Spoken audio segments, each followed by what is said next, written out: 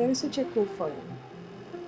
When I'm looking at the slides and they're projected in the wall in my studio, I notice that they have a physical quality to them because they have not been taken care of. They're weathered, they are scratched, the color has shifted throughout time. I think it's interesting, and aesthetically, I'm attracted to things that are weathered, things that are corroded, things that look like they're in decay. My name is Daniela Campins. I'm a painter and I live in Los Angeles.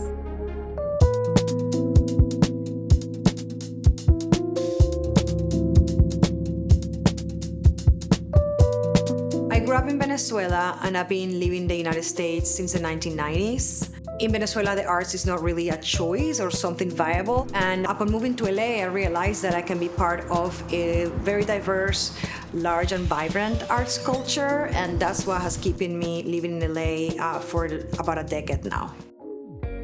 I find art inspiring because you can reflect on your own personal history and relate it to a larger context. And in my case, when I make my drawings and my paintings, I use a lot of my own visual language, and it typically comes from line and doodling and scribbles. And after a while, those scribbles became letters, and then the letters developed into sentences. I started to reflect on some sentences that just came to me when I was watching some telenovelas.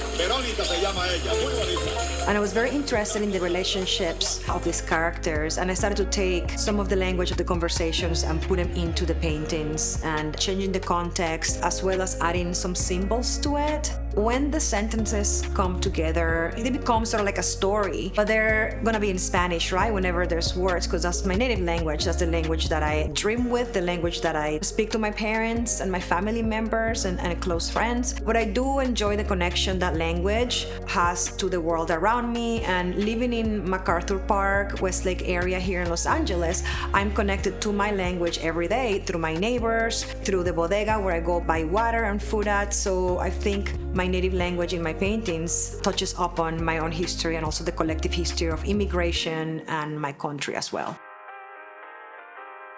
The process of painting is additive, but it's also subtractive in the form of carving or peeling away material with knives and carving tools, as well as erasing by covering things over and again and continuing the layering process. In the end, the pieces become very worn out, very layered, thick, tactile, built upon, reminiscent of a wall that has been painted over and over again. It just reminds me of that conversation between the surface in my works and the history of cities and architecture and walls and structures.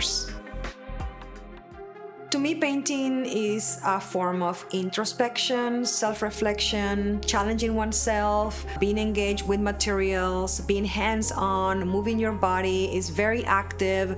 It's really exciting. It could be frustrating at times. I can investigate things about myself and how I'm reflected in the world around me as well. And it just keeps me going back to it over and over again. Whether the end result of the piece is successful or I feel that it still needs work or more revisions, I think in the end, all the time that I spend working on a painting is worthwhile.